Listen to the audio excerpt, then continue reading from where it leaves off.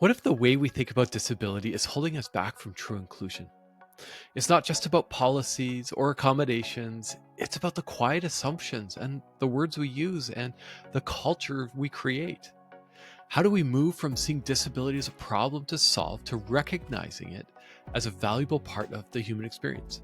That's exactly what I explore with Tiffany Yu, author of the Anti-Ableist Manifesto and a disability advocate who's redefining inclusion. Tim here, creator of Invisible Condition. This platform exists to end the stigma, the fear, the judgment, and the shame we often feel because of the conditions we live with. And it exists to create inclusive spaces and conversations for all of us to show up exactly how we are. Tiffany shares why she wrote this book, how ableism shows up in our everyday lives, and what we can do about it right now to challenge it. This isn't just a conversation. It's a call to action. Tiffany offers simple and powerful shifts that we can all make, from rethinking the words we use to advocating for accommodations and creating spaces where we all feel valued. Maybe you're navigating your own health journey, or maybe you're looking for ways to support others. This episode is for you. It's packed with not just inspiration, but practical tools based on Tiffany's book to help you take that first step. If you've ever wondered how to truly show up for the disability community, this episode will give you the clarity and confidence to make a meaningful impact. Have a listen. Well, Tiffany, I am excited to have you on the show for a variety of reasons. I'm a huge fan of yours. I've now read your book. I've highlighted a bunch of things in your book, and we're going to get into it. But before we do so, why don't you introduce yourself to the audience and tell us a little bit about who you are, the work you're doing, and one thing that maybe the audience might not really know about you. Yeah. So, hi everyone. I'm Tiffany Yu. Yeah. How do I start? I've been calling it a portfolio career. So I do a handful of different things, all aligned with the mission to increase visibility and access in the disability community. I wrote a book called The Anti-Ableist Manifesto, Smashing Stereotypes, Forging Change, and Building a Disability Inclusive World. And I run a nonprofit called Diversibility, which is a large community focused on tackling and ending the cycle of social isolation for the disability community. I run a micro grant for disability projects called the Awesome Foundation Disability Chapter. We can go into all of that, I guess, as we dig into the podcast. But my entrance into this space, why I care so much, is at the age of 9, I was involved in a car accident where my dad was driving and he unfortunately passed away. And I acquired a handful of injuries, including permanently paralyzing one of my arms, and much later being diagnosed with post-traumatic stress disorder, which is a non-apparent disability, a mental health disability. And I share that not because those of us who have disabilities have to go telling everyone our stories, but I do think it provides a little bit of context as we enter this conversation of the lens through which I am coming into this conversation. Because I am someone who did acquire my disability, and I want to highlight that that experience may be a little bit different from someone who has known, who their entire lives, all they've known is living with a disability, because there may be some aspects of grief. There may be some unlearning shame, unlearning internalized ableism that kind of gets all wrapped up in that. And maybe something people, did you share something that people might not know? Yeah, putting you on the spot right here. We didn't prep for this, but I'm curious. Yeah, I think I'm goofier and more ridiculous than most people see. I think they see this like buttoned up advocate. And yeah, I call it PFJ, play fun joy. And over the last couple of years, I've been on this journey of trying to introduce more play into my life. For me, that's getting outside, going traveling, hiking, different things like that. But yeah, really, really trying to center PFJ, play fun joy, more play fun joy into my life. I love that acronym, play, fun, joy. Thanks for sharing. I know I totally put you on the spot, and I know we're centering the conversation on anti-ableism and what does ableism mean, and maybe we start there. I think we should start laying the foundation and just get into the definition: ableism and anti-ableism, and what does that mean, and why was that the catalyst for the title of this book? Mm. So, ableism is a system of oppression that devalues someone based on the way their body and or mind works. That definition may be a little bit different than if you go look it up in the dictionary. And one thing you'll find throughout the book is that I don't necessarily ascribe to dictionary definitions because I feel like they oversimplify things, or they even will use language that continues to disempower the disability community, which effectively then turns to anti-ableism, which, similar to anti-racism, is really rooted in the actions that we can take where we are valuing people equitably based on the way their bodies and our mind works. So, in terms of how the title of the book came to be, I had 4 years ago now started a series on social media called the Anti-Ableism series. And it was inspired by another one of my friends, Nicole Cardoza, who had started a newsletter called the Anti-Racism Daily. And in the wake of George Floyd's murder in 2020 and a lot of elevated consciousness around anti-racism, intersectionality and interest in other systems of oppression and how they all intersect and create this compounded, unique experience of oppression for many people came to light. And so I started thinking about, okay, I don't know if I can write a newsletter every single day. That was something that Nicole was very gifted at. But I do enjoy talking. And this platform, TikTok, at the time was really focused on short form video, right? Less than a minute, sometimes even 15 seconds. And I was like, I think I can make a couple pieces of content. And I kept getting the question, how can we show it better for the disability community?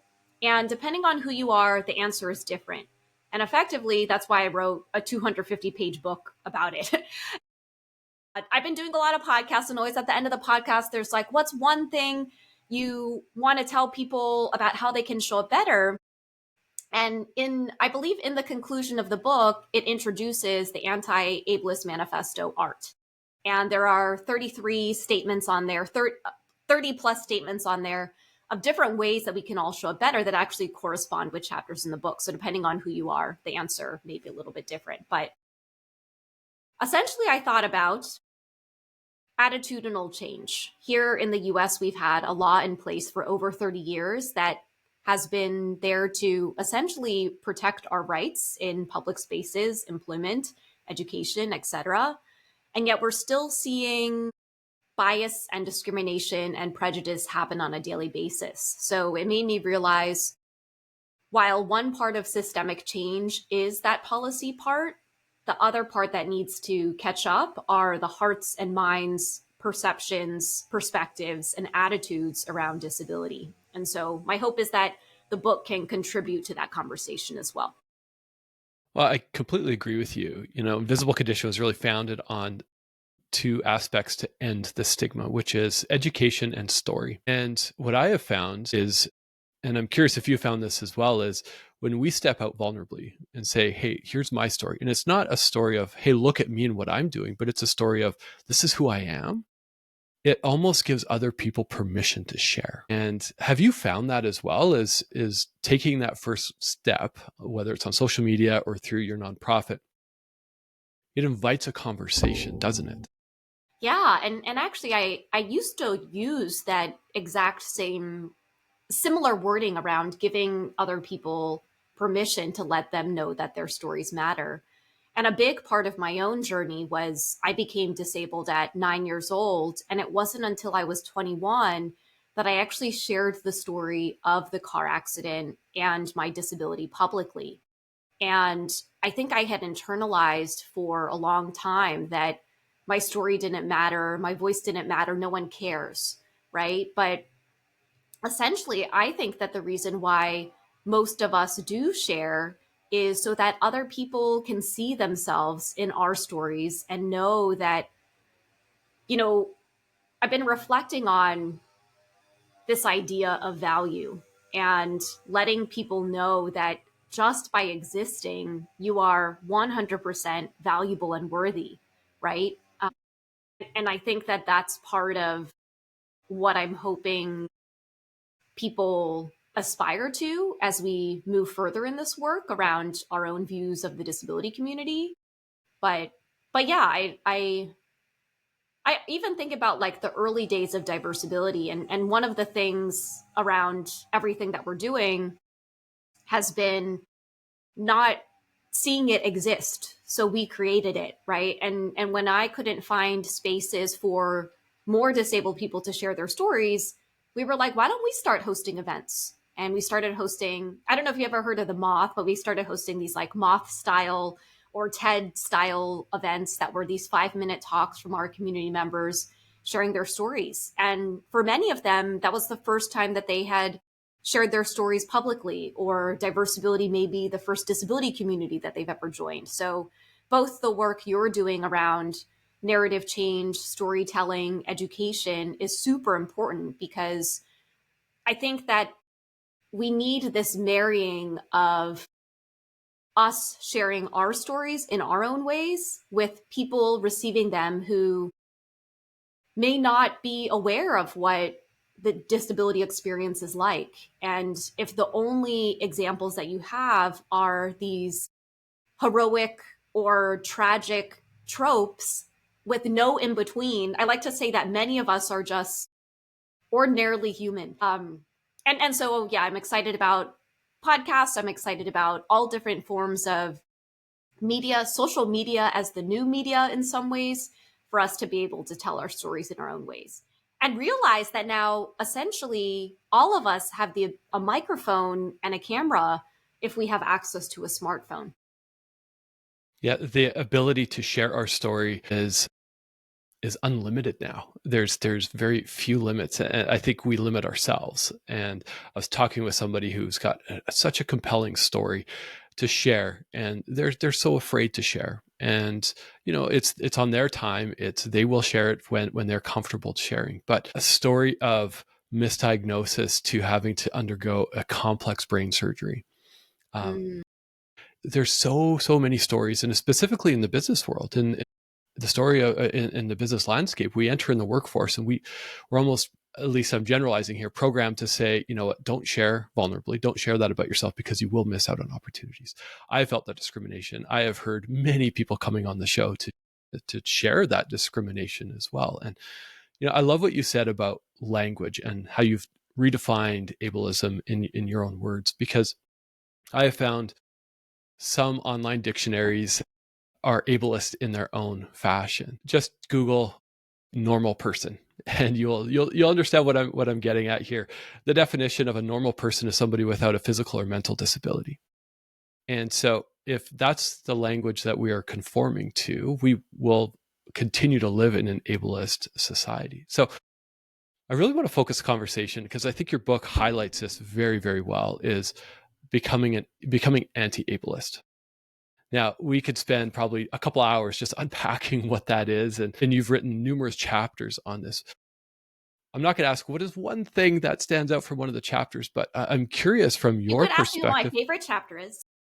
Sure, let's go there. What is that one thing that, when you're writing it down, and you just want people to really understand this and how to become anti-ableist? Yeah, I guess I'll take a step back and I'll share that the book is written through a framework called Me, We, Us. And this is a framework that I learned a handful of years ago when I through social impact spaces, about how we can make transformative change. And the reason why I structured the book in this way is that for me, chapter 34, which is Get Civically Engaged, is my favorite chapter, because it's the way that we can show up and create change. But in order to get to chapter 34, you have to start with chapter 1. And essentially what I mean by that is, if you do not fundamentally believe that disabled people are your peers, your classmates, your colleagues, your leaders, your elected officials, your recruiters, your hiring managers, then we're not going to get to chapter 34. We're going to essentially what chapter 34 means to me is we're going to implement policies in place, but we don't believe them. So through the me, we, us framework, it says, okay, let's start from the beginning. Chapter 1 is about disability is not a bad word. I talk about the dictionary definition of disability, how I don't necessarily relate to it. A lot of times it uses the word impair, which I know a lot of people in the disability community, that word feels disempowering for them. It then, and every single chapter ends with self-reflection questions because I want to meet you where you are. So of course, being able to go out and mobilize and show up in solidarity with the disability community has been super important to me. But if the starting point is let's get aligned on language, let's take a critical look at the ways in which even the words that we use to define certain things, who was in the room, what were their demographics, did they know any disabled people, were any of them disabled themselves? And if those perspectives were there, would they have used that language? Would they have used that language? So the whole book is my favorite, but yeah, my hope is that it feels approachable. So every chapter is about 7 to 8 pages, or averages 7 to 8 pages. Some are longer than others. I think the what is anti-ableism chapter is like 3 pages. So that brings the average down.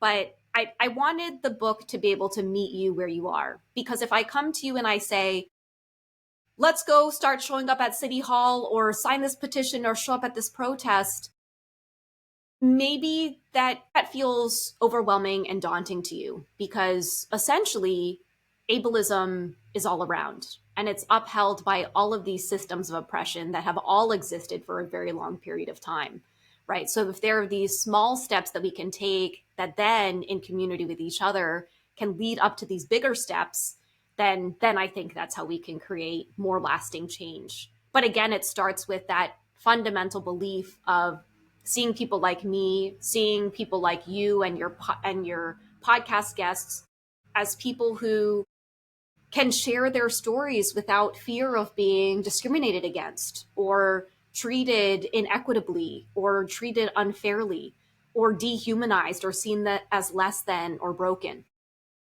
And again, Go as you ahead. can tell, I talk a lot, but I guess to even your idea of looking up the idea of a normal person, if there are over 1 billion people globally living with disabilities, I find it very hard to believe that over 1 billion people are not normal, right? Living with a disability is a very normal part of my own human experience. And I will say, I had been disabled for 27 years. This month marks 27 years. And I've been doing this work, or Diversability's first iteration started in 2009. So that's 15 years ago. I have seen change. I have seen more people being open about their disabilities. I've seen more media like podcasts, the emergence of social media start to, I was going to use the word democratize the disability experience, but make the disability experience more accessible so that I'm starting to see a cultural shift away from these medical and charity and tragedy models toward more, how can we create our external environment to better support people whose bodies and or minds work a little bit differently? Yeah, it's my body, my mind works very differently than others, and this is my normal. And that's what I tell people is, I live with Crohn's disease, I live with arthritis and depression and anxiety. So my normal is very different than your normal. Some living with Crohn's disease, having 3 surgeries to remove a large parts of my insides, I function very differently. And until I found my voice in that, it was hard. I was putting so much brain power into hiding that aspect of myself. And a friend of mine he said it so eloquently, and I'm going to completely ruin how he said it. But you think about how much effort is put into hiding the things that make us who we are in society, with our friends, in the workplace. And what if we just removed that barrier of hiding and masking? think about how we might show up. Think about how much empathy we already have for others, but might have for, people have empathy for ourselves if we can't show up to events, or if we can't function at work in the same way as other people.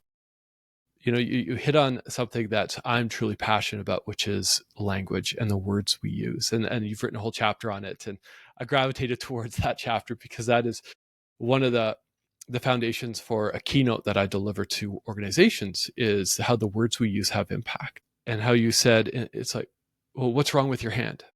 Instead of reframing that and getting curious. And I think if we're going to hone in for the next little few minutes here just on being anti-ableist, I feel that the language we use has a tremendous amount of impact if we pause and we reframe things, and we teach people how to reframe those questions, which often don't have ill intent. Maybe there's a little bit of ignorance in there, but often with no ill intent.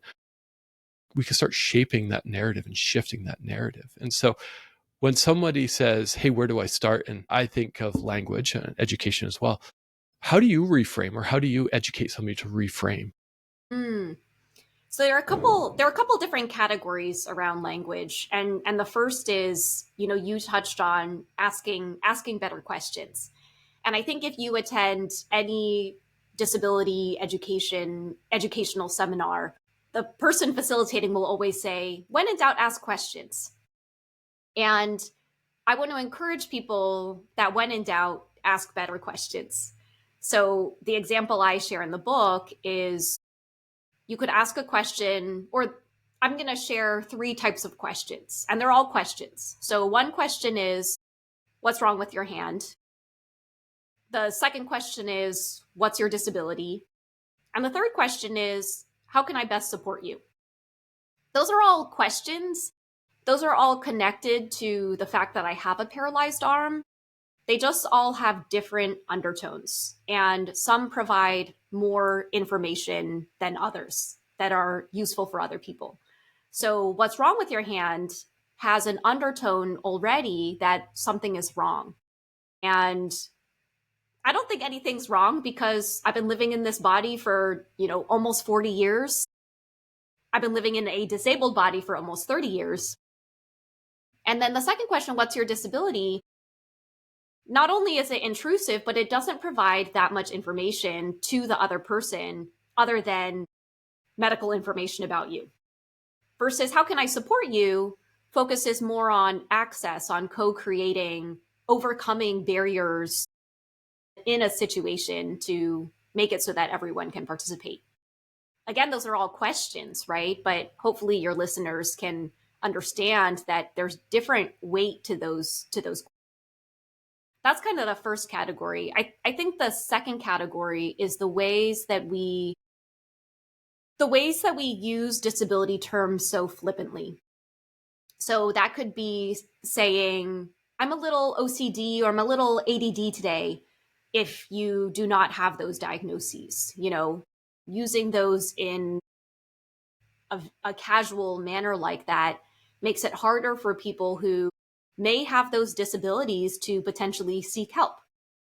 It also diminishes maybe the real challenges that someone who lives with those disabilities has, because their external environment isn't more supportive. It could be the same way that we use mental illness as an insult. If someone will come, and I mean, no one's ever said this to me, but I've seen it said like, oh, that person must be mentally ill, or they must not be well. And if I do hear that, I will sometimes step in and say, hey, I live with a mental illness. 2 questions to potentially ask yourself in that situation is, what are you really trying to say? Or I guess 3 questions you could reflect on. One is, are the words you're using putting negative value judgment on a disability experience, in this case, mental illness? Then the second question could be, what are you really trying to say? Which then lends to the third question, is there an alternative? Are there alternative words that you can use instead? And these didn't make it into the book because originally I wanted every single chapter to start with a quote, and some of them do.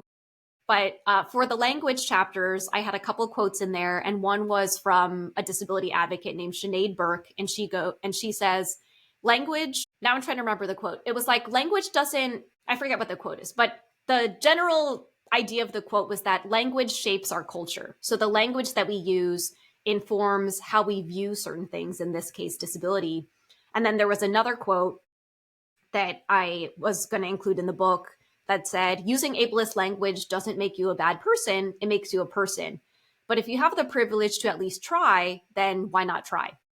So this is my own attempt at saying language is something that, yes, it can be our starting point into this conversation. I don't want to get totally wrapped up in language that we don't lose sight of the broader systemic issues that many disabled people still continue to face.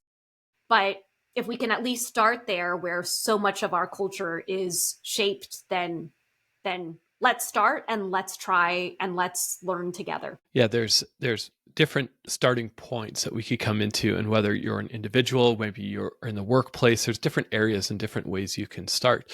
And so for those who are curious, you got to pick up the book, because you could almost open up any chapter and go, okay, I need to start here. And I think the point is the recognition and starting, figuring out, okay, how can I change myself? Maybe how can I change my organization?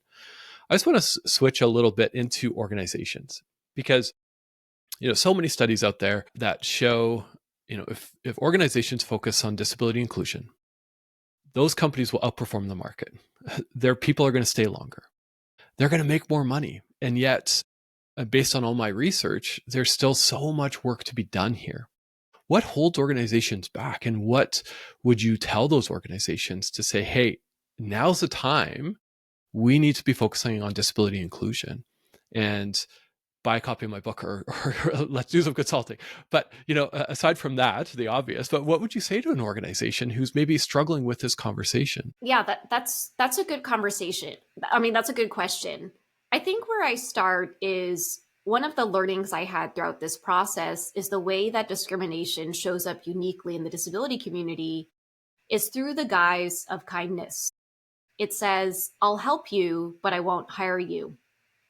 Right. And it looks kind, helping someone, right? And that is kind. But if it doesn't move from helping to meaningfully supporting someone's livelihood, like, that's part of the attitudinal shift as well. So I do have a 5-minute TED Talk out called How to Help Employees with Disabilities Thrive. And in it, I share 3 things that any organizations can do. So as you mentioned, yes, we have the business case for disability inclusion. Yes, if you prioritize and champion disability inclusion, it will positively impact your bottom line. We have research about that now. It's a $13 trillion global market if you include our family and friends as consumers. But then I think about kind of what I shared in the book. And I apologize, there's a fly somewhere, so I've been trying to swat it away. So the 3 things are, and I actually think they're still just as relevant. I think this talk came out maybe a year and a half ago. And number 1 is to stop making assumptions. And there is some research that came out, again, a couple of years ago, that asked hiring managers and HR leaders, what's the reason why you're not prioritizing disability inclusion or disability, incorporating more disability inclusive policies? And the top 3 answers were that they were unsure if the disabled person could or could not do the job. Right? So even at the point of entry, we are assuming what someone can or can't do. I even look at my own personal experience of someone who has a paralyzed arm, which means I type with one hand. I started my career in investment banking.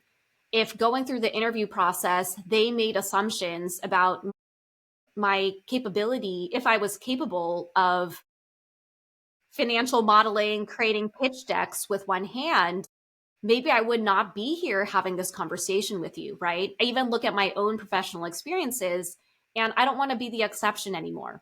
I've had incredible work experiences, and I feel so grateful. And I'm also curious why there aren't more of me out there, right? So that's number 1, is stop making assumptions. Number two is to embrace flexibility, or number 2 is to rethink accommodations, and number 3 is to embrace flexibility.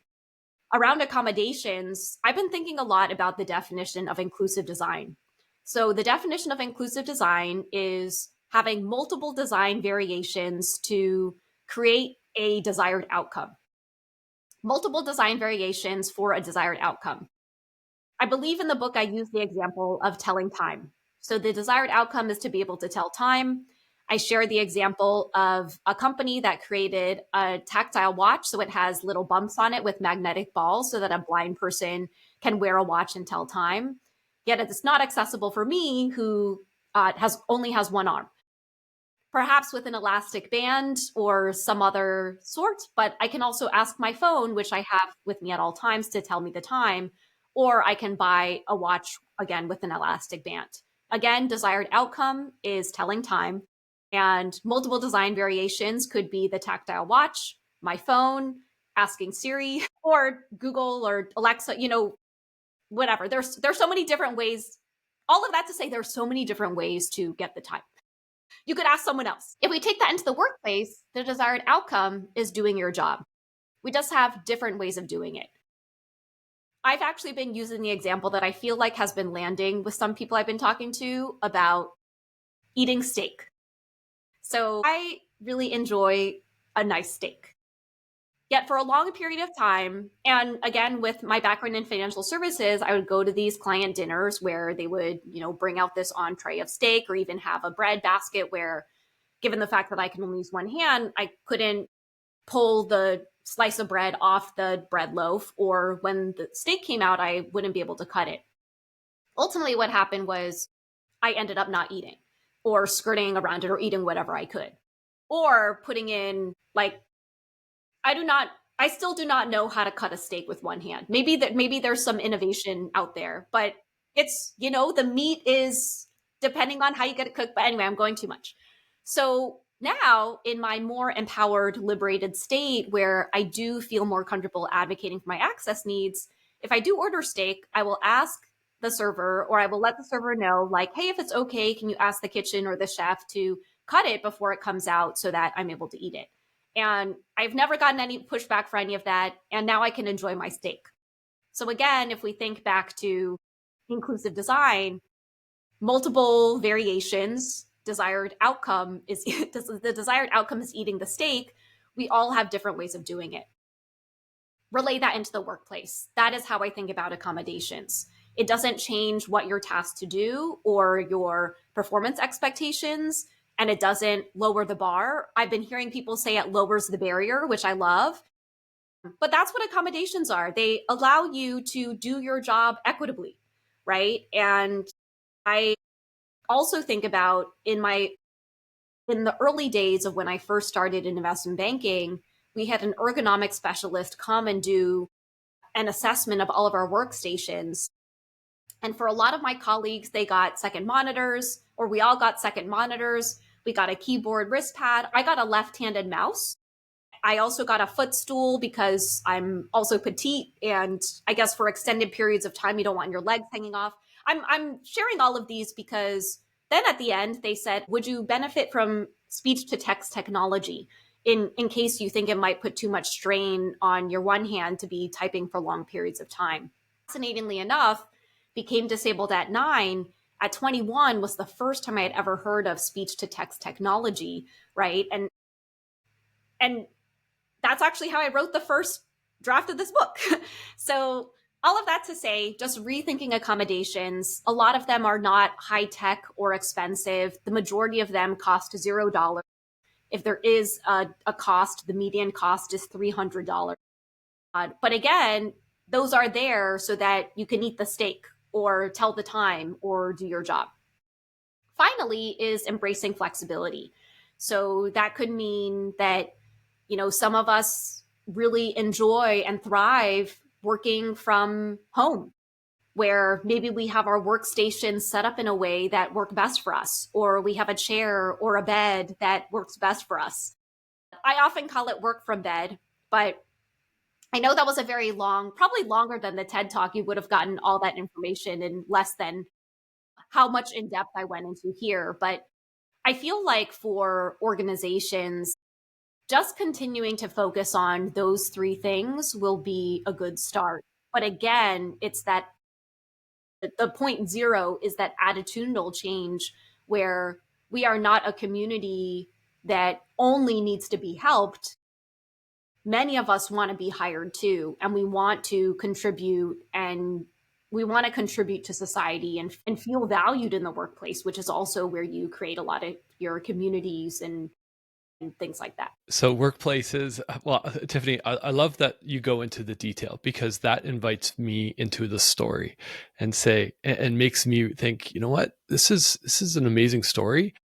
I have permission to share my story now. And I'm not going to share it right now, but it gives that sense of permission. So workplaces, if you're listening to this, or maybe you're an individual and are struggling in the workplace, send your manager, I'll link Tiffany's TED Talk in the show notes, but tell them to stop making assumptions. Tell them that accommodations is not a bad word. It's not scary. And tell them to embrace flexibility. Because you know what? If I have those three things in the workplace, I'm going to perform. And with those three things, I'm going to create so much impact in an organization. And I know so many people who live with a disability, live with an invisible condition, can also create that value in their organizations. If organizations just do those three things, and it's not that hard. That's the thing. It's not that hard.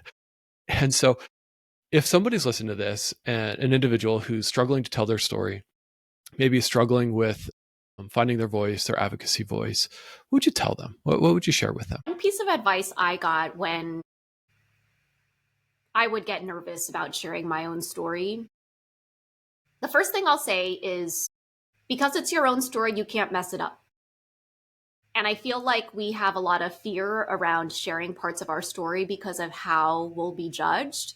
But remember that it's you and your journey. And I did some research around the difference between vulnerability and oversharing. And because I was curious if I was oversharing parts of my disability journey. And what I learned is that vulnerability is sharing parts of yourself that you feel fully embodied in, sharing the things that you've been through and maybe what you've learned from them. While oversharing is, let me share parts of myself and maybe and hope that you still pick me, right? It's placing weight on the other person to validate your worth when you are already worthy. So I wanted to share that first thing. But if you are someone who wants to figure out ways to better advocate for yourself, I do talk about this in the book. I call it I would benefit from.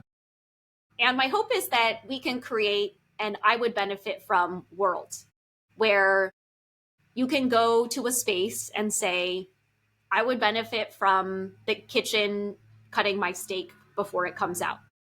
I would benefit from an agenda for this meeting. I would benefit from recording this so that I can revisit it later. If we move to an I would benefit from culture, it means that we are prioritizing access first, so that those of us who have disabilities and don't yet feel a level of psychological safety to be transparent about them can advocate for what we need. I will put an asterisk in there and say, if you are in the US, in order to have your rights protected by the Americans with Disabilities Act, you do have to disclose to receive reasonable accommodations. But if we can just create workplace cultures in an overall world that just prioritizes that all of us have access needs and we can show up in whatever way we need to, then maybe that doesn't become such a hurdle and such a barrier and such a struggle that so many people are facing. We actually did an event at Diversibility earlier this year where it was talking about your rights in the workplace. And the law firm shared that one of the top disability legal issues that they work on is reasonable accommodations and not having them met. And yeah, so I still think that's why, like, we come back to rethink accommodations. Accommodations actually are just there to promote equity. Accommodations are a form of inclusive design in some ways. Again, it's that rethinking that, hey, granting someone accommodations lowers the barrier, not the bar. I think even the accommodation, or the assumptions, accommodation, and flexibility maps to an organization, and it also maps to an individual. If I assume that if I share with you that you're going to have a negative reaction, I'm going to shut down. If I assume that if I ask for an accommodation, you're not going to grant it, I'm not going to ask. And if I assume that you're not going to be flexible, so even if I impose those on myself, it's completely adaptable to an individual. Yeah. We need to step out. I love that you defined vulnerability and oversharing. We need to step out in that vulnerability. And it will be sometimes met with some resistance. And that's okay. That's on them. It's not on you. Mm. And so it's on that individual, right? We can control the words that we're using. We don't necessarily control how they land or react. So I love to end every episode with this question: is stigma. Our lofty goal here at Invisible Condition is to end the stigma. How can we end the stigma? What is one thing that we can do today to strive to ending the stigma that surrounds disabilities and invisible condition? I think what came to my mind is sharing our stories and how we share them. So, interestingly enough, it took me over 10 years to start sharing my disability origin story.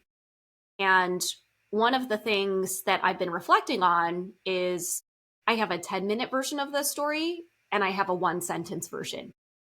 My one sentence version is, hey, my arm is paralyzed. Or my one sentence version is, I got into a car accident, my arm's paralyzed. It doesn't hurt. I have to add that it doesn't hurt because my hand looks different. But there's nothing in that one sentence. Then we just move on to the next thing, right? And so I feel like part of addressing the stigma is how we talk about our own stories. I will acknowledge that the way I became disabled, the car accident was tragic. Someone passed away. But I don't think that my existence as a disabled person is tragic. I think part of the reason why I'm so open about living with PTSD and living with mental illness is that being mentally ill is still very highly stigmatized. I got diagnosed in 2019, which is 22 years after what would be considered the traumatic incident. And that's 22 years of not being more aware of how I could better heal and understand that my mind works a little differently. And I hope, I guess what gives me hope is that I've been doing some version of this work for 15 years. I have very diverse networks from Georgetown, where I went to school, to workplaces that I've worked at, to the disability community that I love. And I have seen friends that I've known for almost 10 years start to share more openly about their vision disorder. And this is like on LinkedIn, which, you could consider like the place to keep it professional. I have friends who are sharing on LinkedIn, again, that I've known for 10 years about the time they were hospitalized for their mental illness, or the fact that they're still going through postpartum right now. And it's been really tough as a new mom.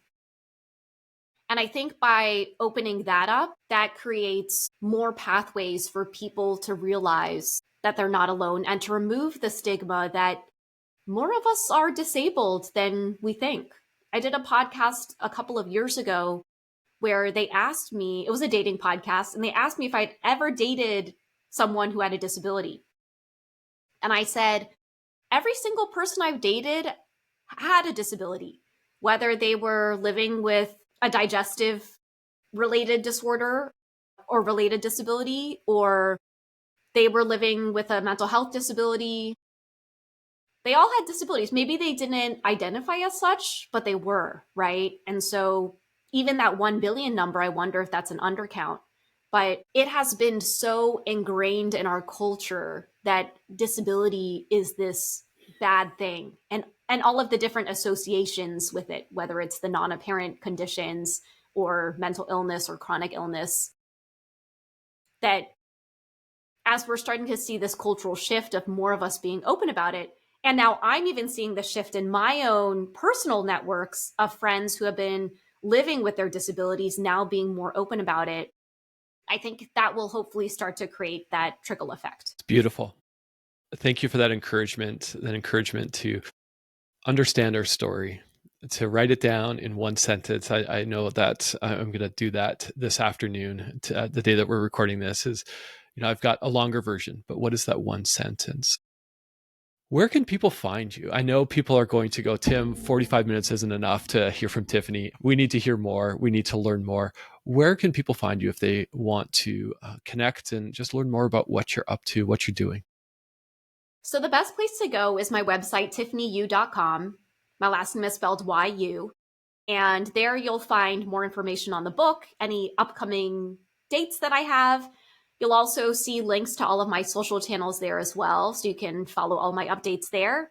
And if you want to keep it professional, you can also follow me. You can also Sounds good. And don't worry, we're going to have all those links in the show notes. Just head to invisiblecondition.com, or on your favorite podcast platform. You'll have all the links there. Tiffany, amazing to have you on. I know you're extremely busy as you're touring around for this book and just the work that you're doing. And I appreciate you spending some time with us today and for coming on. And for those who are listening, what keeps Invisible Condition going is just your generosity, your support. Please subscribe to the newsletter. That's where I'd love you to head to. Go to invisiblecondition.com/subscribe. That's where we highlight amazing episodes like this, put links to amazing resources like Tiffany's book, but also I share openly and vulnerably about myself and my journey, as well as just give you some support about how to disclose and how to advocate for yourself. So with that, Tiffany, thanks again for coming on, and I hope everyone has an amazing day.